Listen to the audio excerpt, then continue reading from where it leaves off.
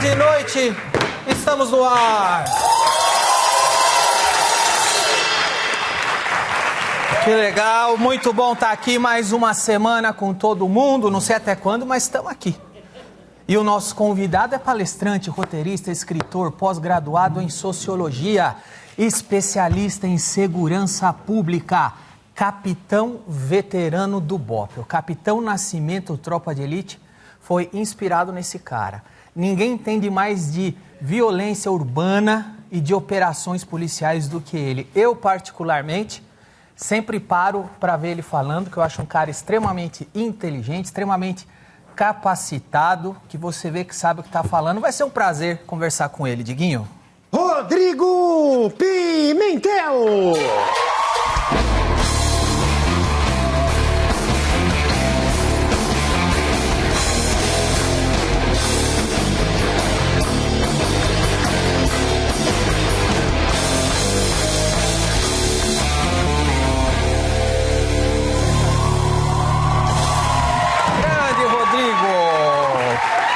É a primeira vez de muitas que espero te receber. Você é um cara que é sempre bom parar e ouvir, viu?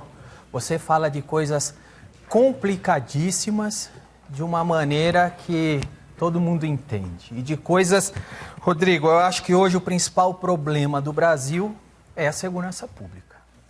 Certamente 28 milhões de brasileiros hoje, no Rio de Janeiro são 4 milhões, vivendo em áreas dominadas por traficantes, milicianos, narcoterroristas, eu gosto de falar assim, viu? Estamos praticamente num estado paralelo. Exato, onde o cara não tem direito à justiça, quem julga é a facção, onde ele vai comprar um bujão de gás R$50 mais caro que a gente paga no dia a dia, onde ele vai estar com uma barricada na porta de casa, onde ele vai ser um cidadão de segunda categoria. Ele não vai ter direito à cidadania. De fato, é um estado paralelo, não só no Rio de Janeiro. O Rio de Janeiro tem comunidades tomadas pelo tráfico.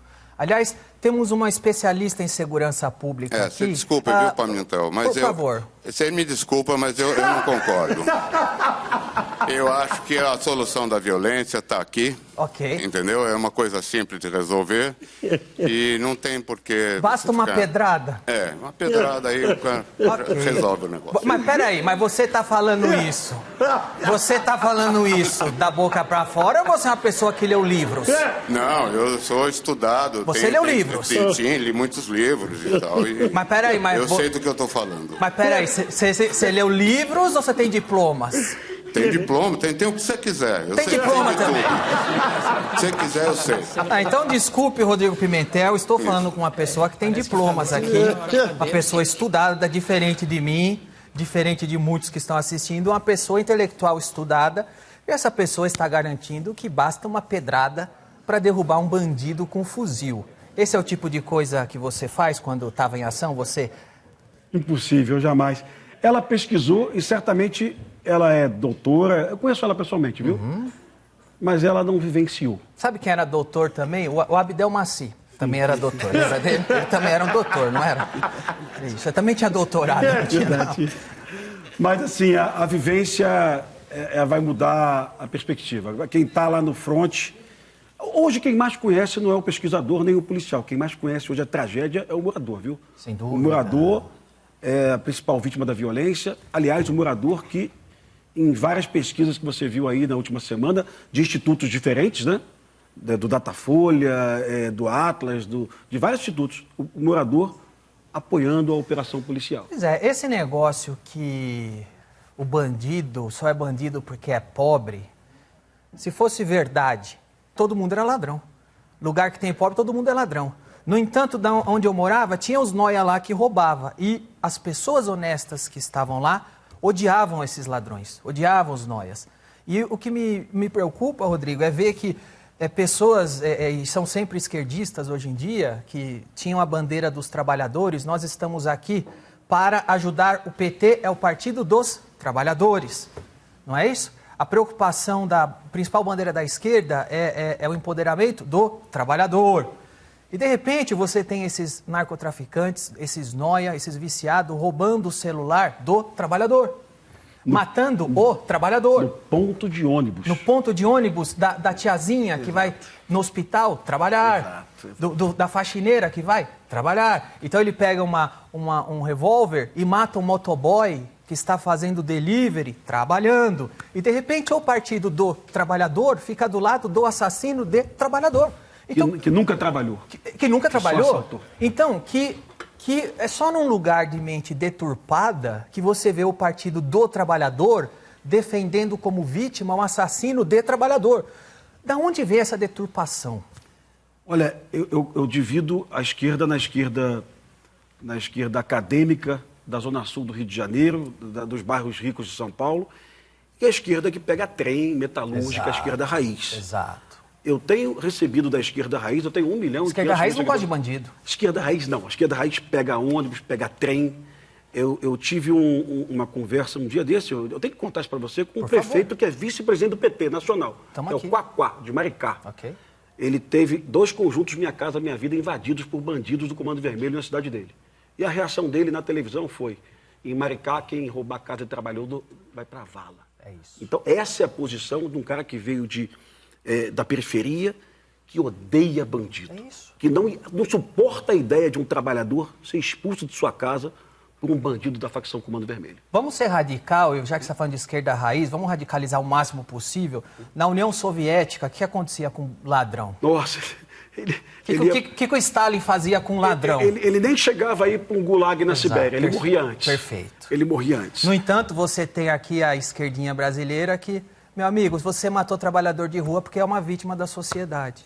O pior ladrão é o que assalta pobre e é esse que está epidêmico. O Brasil é um país pobre. E a epidemia de violência na rua está contra os pobres. Está lá no Nordeste hoje. O Nordeste está tomado, cidades inteiras do Nordeste tomada. Hoje eu vi uma matéria, 2.000 pessoas expulsas de casa pelo Comando Vermelho. Exato. No estado do Ceará. O estado do Ceará é um estado governado pelo PT, governador Eumano de Freitas. O Brasil, ano passado, ele teve uma queda nos homicídios de 5%.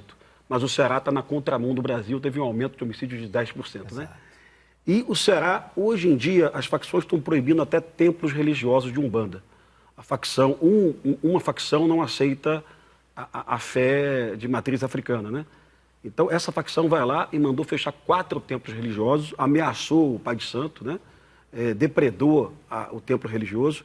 Isso, aliás, Danilo, é terrorismo na atual lei brasileira, tá? A lei que a Dilma sancionou em 2016... ela tira o Comando Vermelho, tira o PCC e tira o 3º Comando do terrorismo. Mas diz que ameaçar um templo religioso, depredar, é terrorismo. Qual que é o interesse de uma linha política defender claramente bandido e traficante a ponto de tirá-los... Nós temos uma organização com fuzil, com granada, que fez um Estado paralelo. E qual que é o interesse da linha política em tirar da classificação de terrorismo? Danilo, eu acho que existe uma desconexão. Na época, a Dilma queria proteger os movimentos sociais, o Black Bloc especificamente, né? Então, ela queria tirar o que está claro que é terrorismo. Porque você fechar a rua, essa ação da Polícia Militar, da Polícia Civil no Alemão, o Comando Vermelho fechou 86 ruas. 1 milhão de cariocas não conseguiam chegar em casa. A ação da milícia também, em outubro de 2023, o Zinho, o miliciano, queimou 37 ônibus. Isso, se você transferir para a legislação italiana, francesa, japonesa, isso é terrorismo, isso é uma ação de terror, certamente. Mas existem pessoas no Brasil que têm uma ideia de que o mundo vai entender que o Comando Vermelho é terrorista, isso vai favorecer uma intervenção americana no Brasil. Isso é um devaneio. É uma boa desculpa, né? É um devaneio, sabe? Isso é quase que uma brincadeira. O que ia facilitar é que as polícias brasileiras teriam um canal de comunicação muito ágil com a Interpol, com a FBI, com a CIA. Você saberia em tempo real a remessa de dinheiro para o exterior, o bandido que está pegando um avião no aeroporto na Europa. Isso é muito importante no mundo hoje para o combate ao crime no mundo. Mas o Estado brasileiro é contra a agilidade, é contra a transparência. Isso aí já não é de hoje. Agora, o Pimentel, voltando ainda lá no assunto do trabalhador e tal, Veja bem, o Comando Vermelho, o tráfico de drogas, ele não está nos condomínios de rico. Eles não tomaram os condomínios de rico do Rio de Janeiro. Eles não tomaram a Zona Sul, eles não tomaram os condomínios da elite paulistana. Eles tomaram a comunidade que mora gente pobre. Eles tomaram cidades do Nordeste onde tem gente pobre. E a esquerda que diz defender o pobre parece não se importar. Eles ficam lá no condomínios de rico dele, cagando regra. Só que quem subiu lá um morro para livrar pobre de bandido opressor foi o BOPE. Pois é. Só que o BOPE é o vilão e o bandido que está oprimindo o pobre é o coitado. É uma deturpação não grande. Não faz o menor sentido. Eu estava no camarim preparando aqui, pensando, e recebi uma ligação de um rapaz de 30 anos que teve a mãe assassinada pelo Comando Vermelho 2 dias antes dessa operação. A mãe dele estava em casa, numa favela do Rio de Janeiro, o Comando Vermelho invadiu a casa, fez a mãe dele de 60 anos refém. Eu estava doido para conversar com esse rapaz e ele conseguiu o meu contato. E esse rapaz estava, logicamente, ele não vai conseguir mais morar na comunidade, né? A casa, ele vai lembrar sempre da mãe, a casa foi metralhada pelo comando. A mãe refém dentro da casa. Foi uma refém aleatória ou teve um motivo? Não, o Comando Vermelho estava fugindo do 3º Comando e invadiu a casa da mãe dele, escolheu a casa da mãe dele. E justamente os bandidos que o BOPE e a Polícia Civil enfrentaram na Operação do Alemão, que são os bandidos do Comando Vermelho que estavam no Complexo do Alemão, na Penha. Então, o que falar para um jovem desse? Olha, a gente não vai lá pegar o assassino da tua mãe, não, porque a gente acha que eles são vítimas da sociedade, ele vai ficar solto para sempre. Eu tenho escutado, Danilo, e tem me deixado muito chateado. Eu escutei uma atriz esses dias, não vou falar o nome dela aqui, ela disse, mas se a polícia prender 100, vão surgir mais 100. Eu sei que vão surgir mais 100. Mas eu tenho que prender esses 100. Esse é o trabalho da polícia. É o trabalho da polícia. Eles mataram uma senhora. Então, eles estão condenados. Inclusive, um juiz já despachou um mandado de prisão. Então, se o governador, se a Polícia Militar, se a Polícia Civil não cumprirem, a gente está rasgando a Constituição Federal, né? A gente está abandonando aqueles brasileiros. Agora, se você perguntar para mim, Danilo, se eu concordo em realizar uma operação dessa e sair depois da comunidade, eu não concordo, não. Sem dúvida. Eu gostaria muito que a polícia permanecesse no local. Eu imagino que a própria comunidade. Sim, não. Eu tenho hoje talvez uns 100 recados no meu telefone de moradores pedindo para o BOPE voltar. O BOPE tem que ficar aqui, o BOPE tem que ficar aqui. Agora, o Pimentel, tá certo também que ator e atriz não é a raça mais inteligente do mundo, mas vamos falar de matemática aqui. Se você matar 100, volta mais 100. Só que se você não matar 100, fica 200. Fica 200. É uma questão de matemática. Então, se você matar 200, vira 400. E a hora que você vê, você tem todos esses cercando uma comunidade, enquanto a atriz está lá no condomínio fechado dela. E ninguém matou a mãe dela. Ninguém matou a mãe dela, está lá cagando regra, quem sabe até comprando um papelote, né? Uma carreirinha para cheirar com os amigos na festinha, né? É isso, é uma hipocrisia desgraçada, cara. Mas me fala antes de mais nada, vamos ver a população nas ruas aplaudindo o BOPE. Cadê?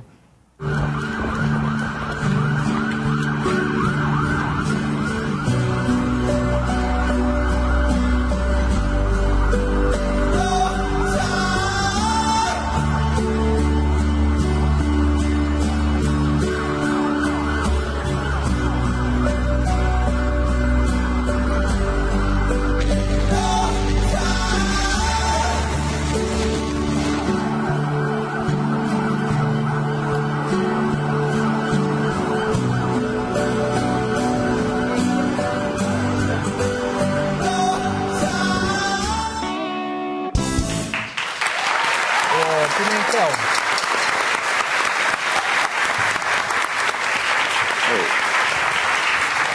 Ô, Pimentel, eu não sei quem que é, mas eu vi vídeo na internet, numa favela no Rio de Janeiro, e os caras castigando 2 pessoas que não votaram no PT.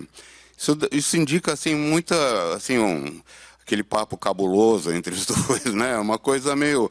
Ainda mais com essa defesa constante que o PT faz dos bandidos. A questão é só demagogia de uma ideologia que romantiza o bandido ou tem algo além, um rabo preso de fato? Porque grandes organizações ganham dinheiro, penetram em todas as camadas da sociedade, na artística, na justiça, na política...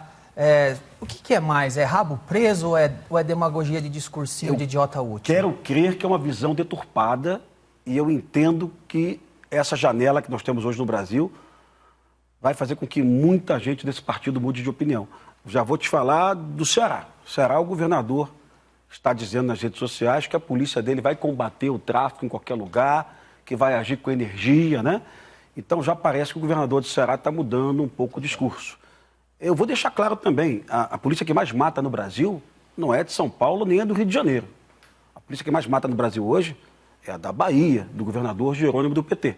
Ocorre que a imprensa brasileira se acovarda em falar isso. Você abre um grande jornal, geralmente a imprensa está criticando o Tarcísio, o Derrite e o Cláudio Castro. E, na verdade, a PM da Bahia, do PT, do Jerônimo, mata mais que a PM do Rio e de São Paulo somadas, né? Mas ninguém toca nesse assunto. Parece que a polícia do PT pode matar e a do... porque ali é a morte do bem. Exato, pode ser isso. Não é o que você faz, o que você fala, é de que lado você está. De que lado você está. Eu sempre falei isso e é disso que se trata. É verdade. Agora, eu tenho visto que alguns governadores já estão de saco cheio. Anteontem, Danilo, um prefeito do Ceará foi ameaçado pelo Comando Vermelho. O Comando Vermelho pichou a prefeitura no interior, ameaçou o prefeito de morte. A Polícia Civil do Ceará agiu de forma muito rápida, prendeu os bandidos. De forma muito rápida também, a Justiça do Ceará soltou os bandidos, eles foram soltos no dia seguinte de manhã, na tal da audiência de custódia, né? Agora você imagina um prefeito desse. Ele é do partido do governo, ele foi ameaçado pelo Comando Vermelho, e a audiência de custódia, que o governo federal apoia, está colocando ele hoje em risco. Então eu entendo que essa pessoa, pelo menos, vai mudar de opinião. Ele vai começar a... Opa, calma aí. Não está legal isso. Não está funcionando essa de soltar o bandido tão rápido assim. Eu contei uma vez num podcast, as pessoas acham que eu inventei essa história, mas depois está lá os dados todos do BOP lá para vocês verem. Eu prendi um bandido no Morro do Falé. Um morro lá na região central do Rio de Janeiro. O nome do bandido era Amendoim. Ele estava com um fuzil, com 762, com carregador. E eu levei ele preso e a esposa dele foi tentar negociar a liberdade dele. Aí levou um saco de dinheiro, né? Eu fiquei com tanta pena dela que eu falei, some daqui com esse dinheiro aí que você vai precisar disso aí nos próximos dias, né? Eu deveria prender essa mulher, mas não prendi, fiquei com dó. E passado poucos meses eu estava na praia, ele estava do meu lado na praia. Eu olhava para ele, ele me olhava e falei, não pode ser. Isso é impossível, esse cara fugiu da cadeia. Aí eu liguei para um colega do BOP, não, Pimentel, ele já puxou a cana, ele já mudou de regime, ele está de rua, né? Desculpa, ao invés de você ter prendido, você tinha que ter dado umas pedradas, né? E aí? Talvez funcionasse. E aí o cara estava lá do seu lado? Cara, não, ele até veio falar comigo, viu? Ele falou comigo de boa. Mas a questão é que verdadeiramente não há o que ser feito no Brasil quando você fica com um bandido na cadeia por menos de um ano. Danilo, todo mundo viu umas imagens do batalhão de choque cercando uma casa, nessa operação do Alemão, com 40 bandidos na casa, 33 bandidos na casa, se rendendo. 2 bandidos morreram, outros 31 se renderam, né? Botaram o fuzil no chão e desceram com a mão e foram presos na forma da lei. Aqueles bandidos ali, se eles fossem primários, eles não enfrentaram a polícia, eles poderiam ter sido soltos à audiência de custódia no dia seguinte. E a gente estaria conversando aqui sobre um país onde a polícia militar entrou numa comunidade, prendeu 80 bandidos armados com fuzis e eles foram soltos no dia seguinte. Esse é o Brasil de hoje, esse é o Brasil que o PT não consegue enxergar. Os governadores do Nordeste hoje, o Jerônimo, o Eumano, eles já perceberam que com as leis que nós temos aí, não dá para fazer muita coisa não. Agora, cabe a eles pressionar o Ricardo Lewandowski, né? Porque, você lembra, para o Derrite acabar a saidinha, foi uma dificuldade danada. A esquerda se mobilizou a favor da saidinha, né? Mas é uma guerra contra o mundo, não é uma guerra contra o tráfico. Porque você sobe para combater o tráfico, aí você tem que combater o jornalista, aí você tem que combater o político, tem que combater o governo, você tem que combater o juiz lá na última instância, a lei, a Constituição. E a hora que vê, meu amigo, os policiais morreram para defender a população e os bandidos estão soltos de novo, cara. É um trabalho... Você falou de jornalismo agora, o jornalismo seria um aliado importante, não da polícia, da sociedade nesse momento. Sem dúvida. Eu tive não é uma discussão, porque ela foi muito educada comigo, viu, Danilo? Mas muito educada mesmo. Eu conversei com uma jornalista e ela chamou os bandidos de meninos, né? Isso, os meninos lá, os meninos. Eu falei para ela, pô, poxa, por que menino, sabe? Será que algum jornalista no mundo, CNN, Fox, BBC de Londres, será que alguém chama bandido de menino em algum lugar do planeta? Será que o jornalismo brasileiro perdeu toda a capacidade de falar sobre esse tema? Uma outra jornalista foi mais leve, chamou de civis. Mas calma aí, civis, os caras fardados com fuzil na mão, eles são combatentes, eles não são civis, né? A classificação de civil é totalmente equivocada. Por que você falou civil? Quem você está querendo enganar em casa? Civil, sabe? É quem era refém dos bandidos. Exato, civil é o morador. O morador do Alemão. A última vez que eu vi um bandido ser chamado de menino foi no Velho Oeste, o Billy the Kid. Depois disso eu não vi outro, cara. Mas tá certo. E por que, respeitosamente com a professora Jaqueline Muniz, por que chama um sociólogo para falar sobre um fenômeno? Exato. Sobre uma questão operacional, um combate. É uma guerra, né? E Danilo, você conhece ali o Complexo Alemão? Já sobrevoou? Já foi ali? Já passei em frente, vamos lá. Já sobrevoei. Lá em cima tem primeiro que é maior que boa parte das cidades do Brasil. O Complexo Alemão e da Penha somado chega a ter 280 mil habitantes. Lá em cima tem uma serra, a Serra da Misericórdia, que é Mata Atlântica. Mas é uma área gigantesca. O BOPE estava lá em cima, é uma área de mata. Lá nessa área de mata nós tivemos 2 policiais do BOPE mortos, 2 heróis, o Weber e o Serafim. E nós tivemos mais 12 policiais do BOPE baleados, lá em cima. Lá embaixo tivemos um policial que era meu amigo pessoal, o Marcos Vinícius Máscara, morto, e um policial que eu não conhecia, o Rodrigo também, policial civil morto. Não conhecia, tinha 40 dias de polícia. Também tivemos um delegado, Bernardo Leal, que teve a perna amputada. E aí eu te peço, cara, para o teu público, para assistir o vídeo do resgate do delegado. O delegado estava cercado numa casa por 40 bandidos e a Polícia Civil quebrou um buraco na parede para poder retirar o delegado pela parede, para salvar o delegado. E aí você vê um jornalista falando que foi chacina, sabe? Isso me dá um ódio, sabe? É um covarde que não sabe. A polícia foi trucidada lá em cima. Graças ao profissionalismo dos policiais, eles conseguiram reverter esse quadro. E na floresta, na selva, em combate, ainda assim o BOPE conseguiu fazer bandidos presos, né? Então, não só os bandidos da casa foram presos, mas lá em cima, pelo menos 40 bandidos foram presos também. O que acontece, por exemplo, um dia depois da operação do BOPE, apareceu o Marcelo Freixo fazendo aqueles discursinho bunda dele, com aquela voz de sonso dele lá, falando como foi um absurdo, meu Deus, olha a política pública de segurança do Rio de Janeiro. Aí eu respondi ele lá no Twitter, falei, nunca vi este merda falar um A quando alguém é morto por bandido. Então, no outro dia, a menina no Rio de Janeiro morreu por uma bala perdida. Na linha amarela. Na linha amarela, exatamente no outro dia. Eu não vi o Marcelo Freixo fazer um vídeo. Olha que absurdo. Uma civil que me sustenta com o imposto dela. Porque bandido não paga imposto, viu? Eles são fanáticos por imposto, mas bandido não paga imposto. Olha, eu não vi o Freixo fazer um vídeo que aquela menina morreu com a bala perdida de um bandido. Ele não se indignou. Mas quando bandidos entram em combate e vêm a óbito, aí ele se indigna. É o que você disse, eles estão completamente desconexos com a realidade. E que negócio é esse, Pimentel? Que quando o BOPE sobe, confronta bandido com um fuzil na mão, olha, a segurança pública do Rio de Janeiro está um caos. Mas antes do BOPE subir lá, os bandidos estavam torturando moradores, oprimindo moradores, e aí a segurança pública do Rio de Janeiro não estava um caos. Você realizar uma ação no QG do Comando Vermelho, durante semanas o Comando Vermelho para de invadir as facções rivais. Então, só o fato da polícia ir lá na casa do DOCA, matar 80 bandidos, 120 na verdade, prender 90 bandidos, só o fato disso acontecer, durante semanas o Rio de Janeiro vai ficar num processo de paz.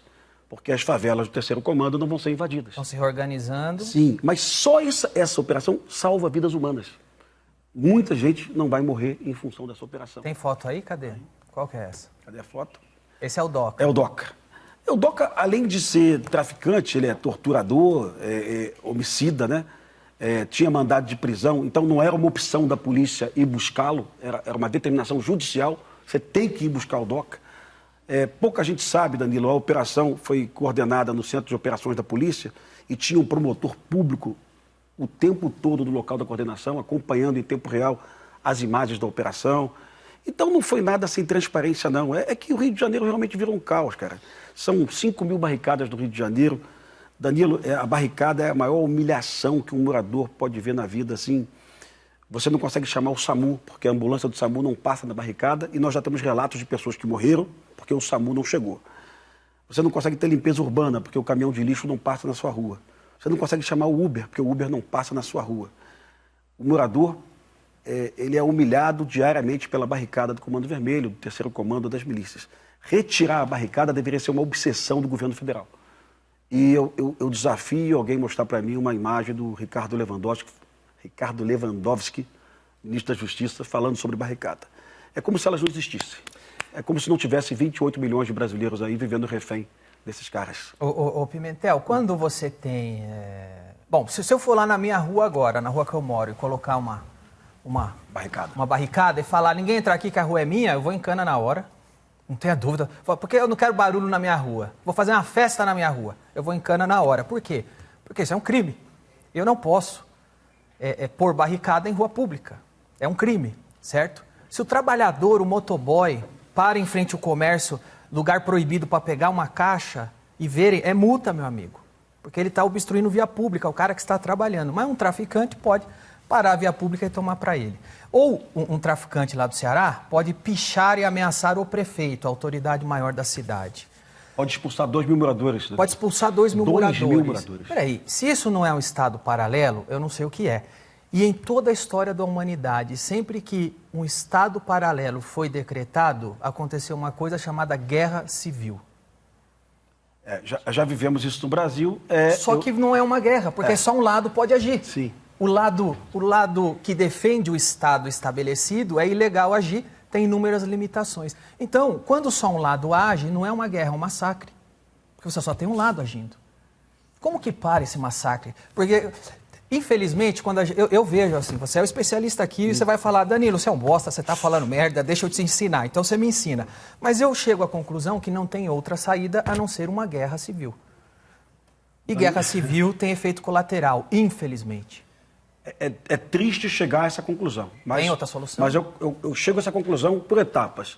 Eu tenho que buscar o DOCA, não tem? E o DOCA está com 450 bandidos, 600 bandidos protegendo ele. Ele está com 600 fuzis, mais ou menos. Então, para pegar o DOCA, eu tenho que montar uma operação de... 600 pedras, só aí é 600 fuzis, você precisa de 600 pedras, certo? Exato. Okay. Eu tenho que montar uma operação de guerra para pegar o DOCA. Se eu não pego o DOCA, eu estabeleço que o DOCA pode continuar dominando aquele território. Eu entrego ao DOCA 280.000 pessoas. Ó, fica com esse teu feudo aí, estabeleça as suas regras aí, mate quem você quiser. E tem mais uma questão. Quando eu fiz Tropa de Elite 1 com o Zé Padilha, verdadeiramente eu dizia, ó, o culpado dessa porra toda é o maconheiro. Eu não uso mais essa fala, por quê? Aqui você pode usar. Né? Eles não vivem mais de maconha e cocaína. Hoje em dia eles vivem de maconha, cocaína, bujão de gás, sinal de TV, de internet. Eles vivem da exploração do morador. O morador tem que pagar taxas, né? Você abre um borracheiro na favela. A partir de hoje, 20% da tua receita é minha. Você abre uma padaria, pode me dar o dinheiro do pão aí. Então o Comando Vermelho hoje ele vive de explorar o território e já existem favelas do Comando Vermelho onde não vende mais maconha e cocaína. Onde eles ganham dinheiro da exploração territorial. Só isso, mais nada. E é uma pena. Até se o Haddad soubesse disso, ele ia ficar furioso, porque ele quer aumentar, os impostos. Não, ele quer aumentar o imposto de quem trabalha. De vagabundo, não. Mas assim... Ele quer que quem trabalha sustenta esses daí que não trabalham. Mas a questão do domínio envolve muita coisa. Envolve até mesmo, e eu sou chato com isso, envolve o cigarro paraguaio, né? O Brasil tem... Contrabando. Muita gente que fuma cigarro paraguaio e todo cigarro paraguaio no Brasil hoje é vendido por uma facção. Ou pelo Comando Vermelho, ou pelo Terceiro Comando, ou pelo PCC, ou pelo ADA, ou pela milícia, né? O próprio vape também, cara. Às vezes eu ando no Rio de Janeiro, a garotada fumando vape. Todo vape no Rio de Janeiro é importado pelo Terceiro Comando ou pelo Comando Vermelho. Então, a gama de receita hoje, vem dinheiro de muito lugar. Aqui no São Paulo, pior. São Paulo, a gente sabe que vem do posto de gasolina do PCC, a gente sabe que a gente viu uma operação na Faria Lima para lavagem de dinheiro. São Paulo é mais sofisticado? O PCC é mais sofisticado? Eu tenho certeza. E é mais difícil desmantelar um esquema sofisticado do que um de... Eu tenho certeza que sim, mas eu só preciso esclarecer uma outra loucura da esquerda. Eu tenho visto nas minhas redes sociais, a Polícia Federal foi na Faria Lima e não deu tiro nenhum. Nem tinha que dar, porque não tinha ninguém na Faria Lima de fuzil. Exato. Então, se o cara chega na Faria Lima, o gravatinha tá lá com o fuzil, o que acontece com ele? Toma uma pedrada na cabeça, não é isso? Mas hoje eu preciso perseguir o dinheiro da facção. A gente chama de follow the money, siga o dinheiro. Que é o que a Polícia Federal fez na Faria Lima. Serviço de inteligência. Eu preciso prender as lideranças. É ir lá tentar prender o DOCA. Eu preciso retirar os fuzis. Eu preciso recuperar o território. Eu preciso manter o território ocupado. Então, só pegar o dinheiro da Faria Lima não funciona, porque surge uma série de especialistas. Basta fazer essas operações igual a da Faria Lima. Não. O PCC continua existindo. Sim. A operação da Faria Lima foi muito legal, eu aplaudi, mas o PCC continua forte como nunca. Eu tenho que fazer a operação para buscar o dinheiro e tenho que prender as lideranças do PCC. E tenho que recuperar o território do Comando Vermelho. É tudo ao mesmo tempo. Uma ação só isolada... E também eu sou um crítico também, Danilo. Se a polícia ficar voltando lá no Alemão todo dia, eu vou levantar a mão e falar, calma aí, ocupe isso aí de uma vez por todas. Exato. Ocupa isso tudo e oferece para essa população aquilo que realmente não tem, né? Que é esporte, lazer e cultura, é a escola em tempo integral. Aí o cara fala que isso é papo de esquerda, mas isso não é papo de esquerda, isso é um papo... Óbvio, é um papo de sociedade. Papo de sociedade. Agora, o que acontece? Quando qualquer guerra é assim, é uma guerra civil, a gente trata-se de tomada de território, né? Vou simplificar ao máximo. Quando era moleque jogava War, você sabe que você tem que conquistar o território. E se você tirar a conquista do território, vem o outro e invade. Primeira etapa é pegar o território de volta. Pegar o território de volta e depois tomar. Nossa. O que acontece quando o BOP sobe, limpa a área de traficante e desce? Os traficantes voltam. Por que o BOP ou uma estação não pode ficar lá fazendo a manutenção do território? Porque você vai limpar essa área, vai limpar essa, vai limpar essa. Se você limpou essa e saiu, ela é ocupada de novo. Sim. Como eu te disse, para ocupar o complexo do Alemão hoje, seria necessário uns 5 mil homens, mais ou menos. A Polícia do Rio de Janeiro não dispõe desse efetivo de 5 mil homens para ocupar o Complexo do Alemão, até porque o Complexo do Alemão é só um pedacinho do Comando Vermelho. Tem a Rocinha, que é gigantesca, tem 77 mil habitantes, tem o Complexo de Favelas da Maré, que também é gigantesco, e tem o Complexo do Chapadão também. Então, o Comando Vermelho possui outras bases de operações. Então, assim, sem ajuda federal é impossível. Ajuda federal, você diz Exército? Exército Brasileiro. Quando o Exército Brasileiro ocupou o Alemão em 2010, você lembra disso? O Alemão ficou 19 meses sem nenhum assassinato. Eu lembro. Tá? E aí... Da Copa? Foi na época da... Foi antes das Olimpíadas. Antes das Olimpíadas, essa ação antes da Copa e da Olimpíada, né? Era aquela ação de preparar o Rio para os eventos. Eu lembro bem que eu ia muito no Alemão nessa época, eu ia visitar o Alemão. Os moradores estavam felizes, o Exército Brasileiro estava lá. Daqui a pouco o Exército Brasileiro saiu, o Exército Brasileiro não conseguiu recolher os fuzis, porque os fuzis estavam escondidos, né? A lei brasileira não permite que o Exército Brasileiro faça vasculhamento nas casas, né? Ou seja, saímos de lá e as armas estavam lá escondidas, os bandidos voltaram, pegaram as armas. Mas por que não levaram quando saiu? Eles fugiram. Os fuzis dos traficantes. Os bandidos, né? Os bandidos fugiram. Você lembra bem? Entendi. Aquela imagem o Exército não podia entrar para ver. Nenhum juiz do Brasil expede um mandado de busca e apreensão coletivo, autorizando a polícia a entrar em todas as casas. E aí o morador, às vezes, ele tem um fuzil escondido na casa dele no Cafofo, porque o traficante mandou esconder. Esconde esse meu fuzil aí, né? E a arma está ali. Se você não retira essas armas da favela, a facção volta, vai pegar a arma e o poder está restabelecido. Esse governo brasileiro, que é de esquerda, aí a gente sabe que o Comando Vermelho também se formou a partir da contaminação com militantes de esquerda, né? Sim. Essa situação não tende a permanecer daqui para frente, tipo, quase irreversível, porque um ajuda o outro? Então... Você vê esperança, Pimentel? Você acha que tem jeito? A gente só está vendo piorar. A gente só tinha barricada no Rio de Janeiro, Roger. Agora nós temos barricada na Bahia, em Salvador, temos barricadas em algumas cidades do Nordeste. Então, se esse fenômeno barricada espalhar pelo Brasil, a gente está perdido. As barricadas aqui em São Paulo, nós chegamos a ter 15 barricadas aqui, todas elas foram retiradas, tá? Naquela operação Escudo lá em Santos, né? Guarujá. No Guarujá. O Derrite falou isso semana passada. Sim, no evento. Ele esteve aqui depois da operação e falou isso. Pimentel, retiramos todas as barricadas. A barricada é o sinal da derrota. E E, Roger, deixa eu contar um lance para você, cara. Eu tive que apagar esses vídeos para que o morador não seja assassinado, né? Os moradores, quando o BOPE te retirava a barricada, o morador servia água gelada para o policial do BOPE, abraçava o policial e começava a chorar. Pô, essa barricada estava aqui há 9 meses, há 10 meses. A barricada não é um obstáculo pequenininho, não, tá? É uma obra de engenharia, viu, Danilo? E é uma coisa mais humilhante do mundo é você acordar com a porra da barricada na porta da sua casa, sabe? Então, é muito triste, meu irmão. Nos seus anos de ação, você alguma vez sentiu muito medo? Teve medo? Porra, porrada de vezes, meu. Porrada assim. Eu perdi um... Eu fui assistir essa imagem do delegado sendo resgatado no Complexo do Alemão. E eu fui ouvir o depoimento de um delegado que ajudou a salvar o colega. Ele, como eu te disse, ele perdeu a perna, tá? O delegado Bernardo Leal teve a perna amputada. 2 anos de polícia, o Danilo.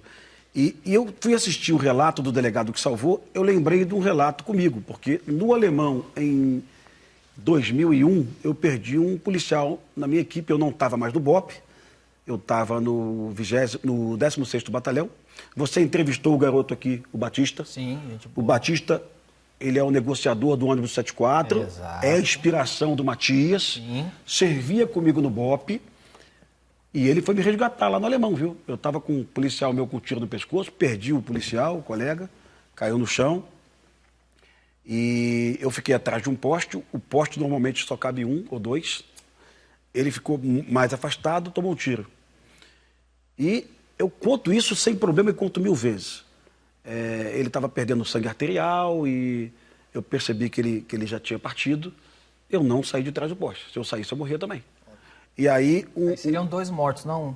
Aí um pastor evangélico, com uma Bíblia na mão, cruzou a rua com a Bíblia e conseguiu chegar no meu colega e puxou o corpo dele para dentro da igreja, né, do templo. E aquilo me deixou muito traumatizado, cara, porque era uma operação que, na minha opinião, desnecessária, inoportuna, né? Aconteceu, eu não estava mais no BOPE. E eu liguei, eu entrei numa padaria na favela, a bala voando, eu liguei para o 190, porque a polícia militar era proibida de usar telefone celular. A legislação não autorizava. Aí eu liguei para o 90, estou cercado aqui no Alemão, aí o BOPE chegou e o Batista chefiou essa equipe que foi me resgatar lá. Isso foi muito, muito traumático para mim, sabe? Nessa mesma favela, Alemão, muito próximo ao local onde o delegado foi baleado. Então, ver essas imagens, cara, me traz aí momentos bem ruins. E a certeza de que o Alemão já tinha que estar ocupado há muito tempo. Sem dúvida. Né? A facção de sanguinários são bandidos que matam mulheres, eles matam a facção rival, eles oprimem o morador. Aqueles caras já deveriam estar presos ou mortos há muito tempo, viu, Danilo? Há muito tempo, né? Quando a gente... tem um primo médico, tem um parente médico... tenho muitos amigos médicos, e quando o médico perde o paciente, obviamente que o médico ele não se abala porque é a profissão dele. Isso não quer dizer que o médico é psicopata, nem que o médico é uma pessoa fria, mas é um cara que todo mundo que chegar e falar que tem câncer e morrer, o cara se abalar, ele não ajuda quem precisa. Até hoje, quando um policial do BOPE ou vê um colega morrer, existe a separação a gente já esperava por isso, é assim que é o trabalho, ou é inevitável se envolver com a morte? Não tem como, você vai se envolver. Você não consegue separar a cabeça com... Não, isso é assim que acontece aqui no meu trabalho. Danilo, essa operação ela tinha um caráter... tudo é muito perigoso no Rio de Janeiro, não dá para planejar uma operação, não vai morrer ninguém. As variáveis são diversas. Milhares de bandidos armados com fuzis atirando de todos os lados, né? Então, assim, o comandante do BOPE, Coronel Corbage, ele fez algo que eu nunca tinha visto na minha vida. De manhã ele reuniu 300 policiais e falou o seguinte: só vai quem quiser. Só vai, quem não quiser, não precisa ir não. O BOPE hoje tem muitos policiais evangélicos. Eu acho que a maioria dos policiais lá são batistas, presbiterianos, metodistas, Assembleia Universal. Então, existe um culto evangélico no BOPE na quinta-feira. Quase todos os policiais participando do culto. E o Coronel Corbage, ao longo da semana, ele foi colocando mais cultos, mais cultos. Ele estava preparando as pessoas para uma dificuldade que viria na frente. Ninguém sabia que seriam 600, 700 bandidos, né? A previsão é que a força oponente seria de 400, um pouco menos. E ninguém imaginava aquela intensidade do confronto também. E aí eu lembro para você que quando o governo federal emprestou os blindados em 2010, a operação foi muito mais fácil. Sem dúvida. Porque o bandido, quando olha aqueles blindados, a polícia militar tem blindado também, mas o blindado da polícia é de roda. Esse é o Caveirão? Caveirão. O blindado da polícia não passa na barricada. O blindado da Marinha e do Exército, ele passa pela barricada. É veículo de guerra. Se nós usássemos os blindados da Marinha, os nossos policiais civis não teriam morrido, porque eles chegariam lá em cima, protegidos. A operação, basicamente, era a Polícia Civil por baixo, empurrando os bandidos para o BOPE aqui em cima. Sim. E os policiais civis, cara, não podiam atirar também não, porque se eles atirassem, eles atingiam os policiais do BOPE aqui em cima. Então, é uma operação delicada, difícil, mas eu digo para você, eu não troco a vida de um policial militar pela vida do DOCA, eu não troco a vida de um policial pela vida de 1 milhão de bandidos. Nesse aspecto, essa operação não foi um sucesso. No aspecto de enfraquecer o Comando Vermelho, de prender lideranças, de retirar fuzis, de evitar que pessoas morressem no Rio de Janeiro nos próximos meses, a operação foi um sucesso, sim. Oh. Mas aquele colega da Polícia Civil, por exemplo, o Danilo, uma vez eu ia falar contigo isso, mas eu esqueci. Pode falar. Eu estava fazendo um roteiro de um filme chamado Rei do Bacalhau. É um rapaz que matou o pai para herdar um restaurante famoso. É uma história fictícia ou verdade? Verdadeira. Verdadeira. O cara matou o pai e contratou um pistoleiro. Aí o pistoleiro começou a extorquir ele. Pô, cara, 30 mil para matar teu pai? Pô, dá 50. Aí ele contratou um segundo pistoleiro para matar o primeiro. Aí o segundo pistoleiro falou, pô, 50 mil para matar o cara que matou teu pai por 30 mil, me dá 80. Ele contratou um terceiro pistoleiro para matar o segundo. Não é mais barato ele matar o cara? Aí ele foi até o 7º pistoleiro. Irmãos Coen mesmo. História real. História real. Irmão Coen total. É Fargo total isso. Total. Aí esse policial civil ficou muito meu amigo. Ele me contou essa história. O nome dele era Marcos Vinícius Máscara. Eu falei, Marcos, vamos fazer essa porra desse filme, cara. Isso vai ser um roteiro de cinema. É só contar a história do jeito que tá. Não precisa contar mais nada, né? E nós ficamos 1 ano envolvidos no projeto desse filme, sabe? Fizemos um roteiro bonito do filme. Não era uma comédia, mas parecia uma comédia, né? E esse policial prendeu o assassino do Rei do Bacalhau. Ele estava nessa operação e morreu, cara. O Marcos Vinícius, 52 anos de idade. Seu filme já tem um fim. Infelizmente. Ele já tinha uma neta. Quer que eu apague para não dar spoiler? Não, cara. Tudo bem? Ele já tinha uma neta, não vai ter spoiler. Ele ganhou um neto tem 2 ou 3 meses, cara. O cara vovô já na operação, 52 anos de idade. De vez em quando, na operação policial, a gente acha que a situação está estabilizada. A gente participa de uma troca de tiro de 20 minutos. Quando acaba o tiro, a gente tende a relaxar, achando, opa, tá tudo certo. E numa relaxada dessa, ele saiu do abrigo, foi na laje de uma casa e tomou um tiro e morreu. Isso me chocou muito, cara. Eu era mais próximo a ele do que dos próprios policiais militares do BOPE, porque o policial militar do BOPE eu conhecia de vista, mas o Marcos Vinícius eu conhecia há muito tempo. Esse é o drama que as pessoas na Zona Sul não entendem no Rio de Janeiro. Eram 2.500 pais de família ali tentando prender o DOCA. Aí um jornalista perguntou para mim, cara, por que a opção matar? Pô, matar não é opção, cara. A gente vai lá para prender. Matar é uma circunstância, sabe? O bandido que colocou o fuzil no chão, Danilo, eu te asseguro, ele saiu de lá algemado. Você vai ver várias imagens de bandidos algemados. Você sabe qual é o subtexto da pergunta quando a pessoa fala para você por que a opção matar? O que ele está querendo dizer é por que você não optou não morrer? Por que você não optou morrer? Certo. Morre você, mas deixa ele vivo. O que ele está te dizendo é por que você optou matar? Ele está querendo dizer, por que você não optou morrer? Por isso me choca um apresentador, não vou falar o nome dele aqui, cara, que fez uma homenagem à mãe dos bandidos. Luciano Huck. Tu que falou, não foi eu que falei. O cara poderia ter incluído só isso aqui. As mães dos policiais. Eu já ficaria um pouquinho mais... Mas ele não falou. Agora, curioso, cara, já que você me provocou, o Luciano Huck teve um Rolex roubado há mais ou menos uns 10 anos. Quem que ele chamou? Não, ele fez um artigo no jornal. O Brasil precisa de mais Capitão Nascimento. Uau, e é você? Eu acho que ele estava sugerindo que os ladrões de Rolex devem morrer. Eu acho que ele sugeria Talvez isso. Sim, Ou seja, quando ele é a vítima... Aí a mãe pode chorar. Muda tudo. Aí a mãe pode chorar. Quando ele é a vítima, ele diz que o Brasil tinha que ter mais Capitão Nascimento. Quando rouba o Rolex dele, muda tudo. Então, Eu vou lembrar, eu vou escrever um artigo sobre isso, cara. Eu vou lembrar que o Luciano Huck, há 12 anos, falou, por ocasião do Rolex dele que foi roubado, o Brasil deveria ter mais capitães de cimento. Né? Sabia que eu já vi uma entrevista do Luciano Huck, que uma vez que ele faz isso. Eu gosto dele, viu, cara? Não, eu também gosto, mas vamos meter o pau. Você sabe que eu já vi entrevista do Luciano Huck, porque o Luciano Huck usa os pobres lá para fazer as médias dele. Aí ele foi subir lá na comunidade para mostrar como ele é bonzinho. Sabe quem ajudou ele a subir? O Bop, pô. É. O Bop? É. Não, uma vez eu liguei para ele, porque o Bop entrou numa favela e passou em cima o blindado do Bop passou em cima de um carro, né? Puxa. Aí eu falei, porra, calma aí, isso aí dá um lata velha é legal. Aí liguei para ele e ele ajudou a gente a restaurar o carro do morador. Então eu devo a ele o carro que ele consertou do lata velha, mas foi isso. Mas eu quero agradecer o Pimentel. Ó, o Pimentel, eu acho você tão claro, lúcido para falar, que eu sempre que você está falando, eu paro para ouvir. Vou convidar você para voltar em breve. Você tem contato com o pessoal do BOP? Tenho, camarada. Vamos marcar um programa cara, especial BOP? Eu acho que o Coronel Corbagem vai ficar feliz com a tua ida lá, cara. Assim, todo mundo ia ficar feliz com o teu carinho lá, se você fosse. Eles estão precisando muito disso aí, viu, cara? É? Assim, O que você acha? Será que eles topariam fazer um especial do The Noite? Eles vêm com equipamento, mostram um pouquinho... Eu acho que sim, cara. Eu acho que é um bom Eu acho que é bonito bonito para a unidade, cara. A unidade está com... Vamos marcar? 3 milhões de seguidores nas redes sociais. Vamos marcar? Vou sair daqui com essa missão, cara. Pode sair. Vou ligar para o comandante da polícia, Coronel Menezes. Sim.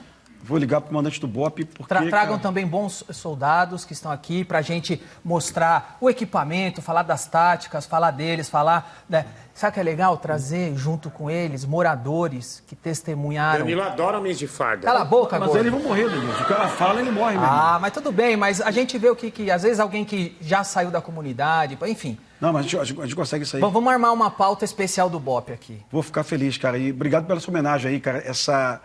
Essa carreata dos policiais do BOP, na verdade, foi o velório dos nossos policiais, né? Do Éber e do Serafim. O vídeo do Serafim, cara, você puder ver depois, ele salva 2 colegas antes de morrer. Você viu o vídeo? Tem o vídeo? O vídeo tá nas redes sociais. A gente vai mostrar aqui, ó.